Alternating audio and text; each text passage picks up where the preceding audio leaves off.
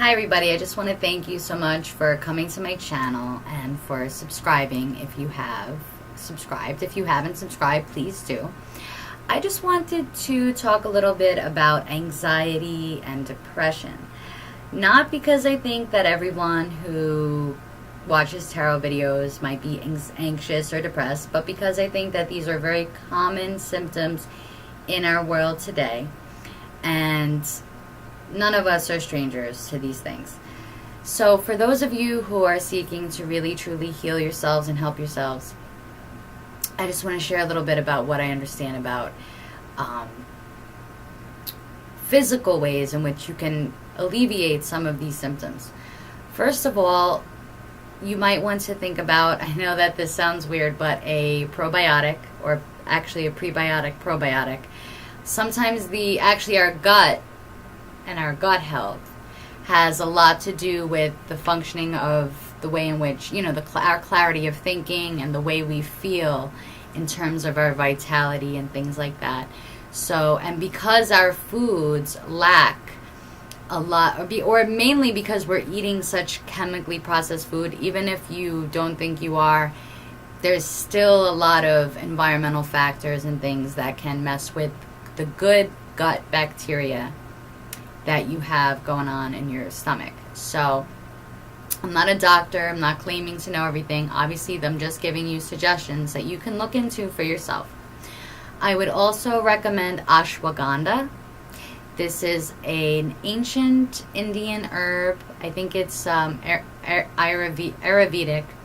and it's a root, and it's an adaptogen. And what it does is, at least for most people, and especially I know from myself and others that I know who are taking this herb, you see really a difference in the way you feel. It just makes you feel lighter.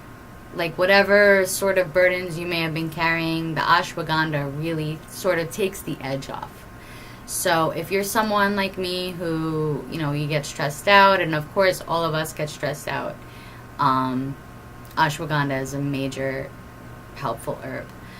I'm not any expert on herbs. I'm not an herbologist or anything like that. I am a Reiki practitioner, and I have studied some shamanism.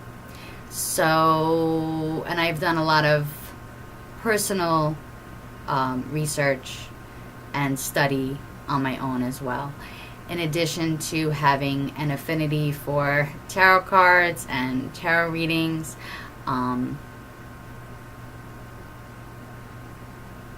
I basically just want to help others have a happier, healthier life.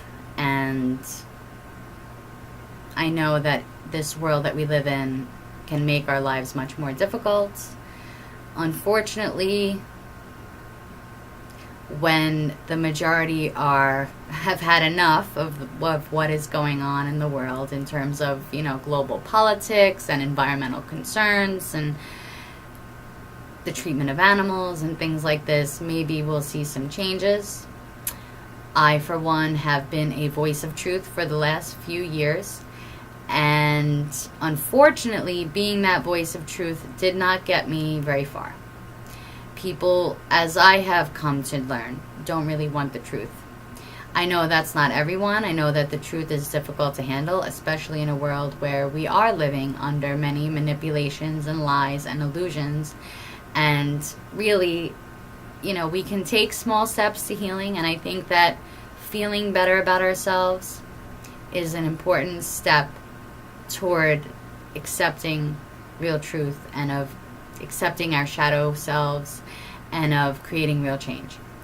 Now, again, I'm not a doctor. I do have a bachelor's degree in psychology. I also have an associate's degree in liberal arts, but I'm not a doctor. But I still would recommend that for most people who are on pharmaceutical drugs, in terms of your psychiatric help, depending on what it is that, how you feel about the drugs that you're on.